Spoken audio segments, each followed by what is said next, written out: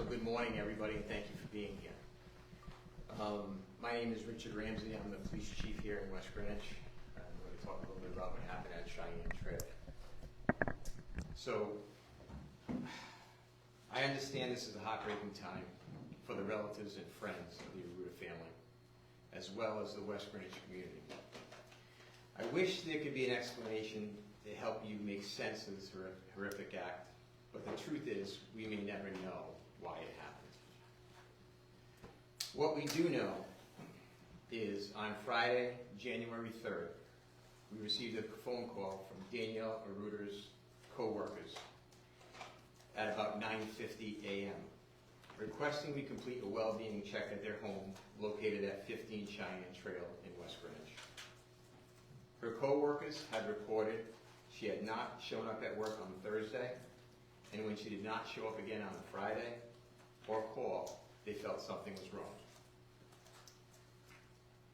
They were also concerned because Danielle never misses work and she's 7 months pregnant. Upon officers' arrival to the home at approximately 10:13 a.m., 2 vehicles were in the driveway, and after several attempts to get someone to come to the door, it was decided to force entry into the home. Once inside the home, officers immediately noticed the bodies of 2 young children, an adult male and a pregnant female. It was apparent there were no signs of life to any of the bodies, and that all 4 had suffered fatal gunshot wounds. It was also apparent no one had exited the house because the door that was accessible to the outside was not only locked, but had a safety chain latched, which could only be done from the inside of the home. The victims: Danielle Aruda, 39-year-old mother of 2, 7 months pregnant. Adele Aruda, her daughter, age 5. Felix Aruda, her son, age 2. All 3 victims suffered multiple gunshot wounds from a semi-automatic firearm.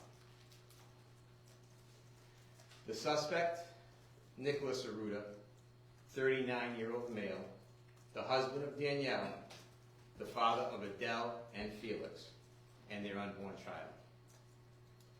Nicholas died from a self-inflicted single gunshot wound to his head. Lying on the ground in the proximity of Nicholas Aruda was an M4 type style semi-automatic weapon. We believe it was the murder weapon used. However, a formal firearm examination has not yet been conducted at this time. The Aruda family purchased their home at 15 Cheyenne Trail in December of 2019. The West Warwick Police Department have had no prior contacts with the family before January 3rd. Nicholas Aruda had 1 prior felony domestic arrest in 2014. He was arrested by the West Warwick Police Department, but the case was dismissed when the victim refused to cooperate. The victim in that 2014 case was not Danielle Aruda. The investigation to date has not yielded any explanation or clues as to why Nicholas Aruda committed this horrendous crime against his family before taking his own life. I would like to say this was a joint investigation that was conducted by the West Greenwich Police Department with the assistance of the Rhode Island State Police Forensic Sciences Unit and their Major Crimes Division. At this point, I'll take any questions that you might have. Can you please spell the last name of the victims? Aruda. Can you also spell the children's names as well, please? Sure. Just want to make sure I get them correctly. Adele, Adel, age 5, and Felix, Felex, age 2. Chief, when do you believe that this happened? So the timeline that we believe it took place sometime between Wednesday January 1st at 8 p.m. and Thursday, January 2nd at 5:20 a.m. There was a neighbor that told a local TV station that he heard what he thought were popping sounds early Thursday morning. Any thought on that? So we have some conflicting statements from different neighbors. Some neighbors say they heard the popping sounds, which they thought might have been fireworks or gunshots. That occurred on the 1st between 8 and 9 p.m. And other neighbors indicated between 5 and 5:20, between 5:20 and 5:21 a.m. on Thursday morning. So that would be the timeline that we have. We do know that Danielle was last known to be alive on January 1st at 4:49 p.m. when she purchased pellets for her pellet stove at the Home Depot. We have that receipt indicating that was located in her purse. There was a vehicle in the driveway with New Hampshire plates. Does that play in any way? Or? It does not play into the case at all. It was a vehicle that was borrowed because her main vehicle was not operating very well at the time. So she borrowed that. There was no note left. There was no note left at all. And on Friday morning, when you came out definitively and said there's no threat to the community, people were wondering about that, but it sounds as though when West Greenwich Police entered, the chain would show that no one had left the residence. Is that accurate? That is accurate. Also, there was another door, but the other door was completely cluttered, and there was no way anybody could have went in and out that door without moving the stuff that was in front of it. The fact that she was 7 months pregnant, does that actually make the total of deaths here 5 people? It would. You also John, said... just saying. Anybody else have any other Yes, when questions? Nicholas ever flagged as part of Rhode Island's red flag law, I understand that DB took place. It was a couple years before that law went into effect. He was not. And were there any other firearms or weapons found in the house? 2 other firearms were found in it. And I'm sorry, can you identify those?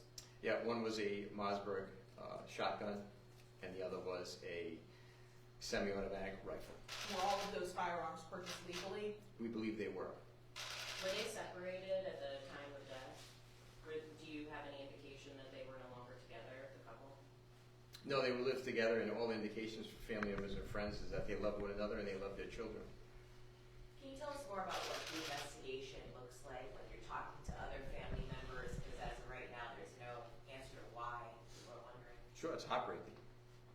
Yeah, I mean, there's not really much you can do with an investigation like this. It's pretty much self-explanatory, but we still have to go through all the motions to find out if there's any reason if there's anything that somebody missed, any reason that would lead someone to do what he had done to his family. But to date, we have not been able to come up with anything. What's that like for the department? It's difficult. It's difficult for any human being. Can you tell us when and where he acquired the M4? So, I believe it was 2018. We're still waiting for the ATF traces have come back, but we're still waiting for some more information. But it was 2018, I believe. And do you know where? I do not. Do you know where he worked? He hadn't worked for many years. He hadn't worked since they were together for several years. He had suffered a back injury, and due to that, Danielle was the only person in the home that worked, and she was self-supporting the house.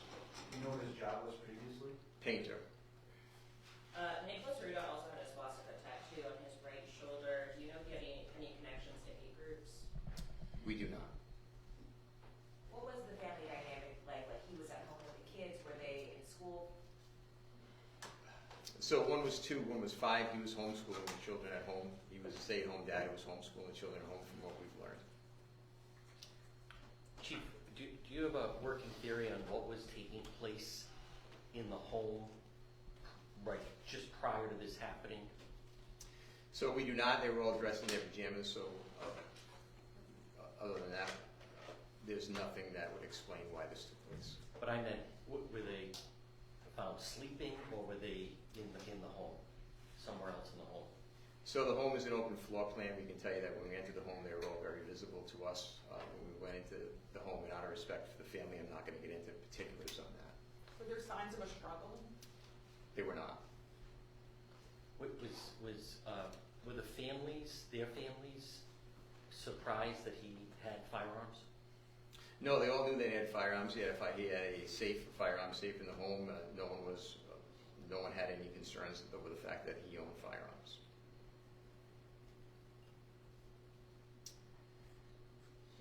Well, if that's it, thank you guys all for being here. I do appreciate it, thank you. Oh, I do have copies of what we just talked about. We can hand those out to you. I'll have somebody hand those out to you. Anybody that would like one. Thank you, Chief. What's that? Yeah. I have a question. Yeah. Was there anything that he did digitally that might have indicated a motive? No. No. So thank you very much. We appreciate your time.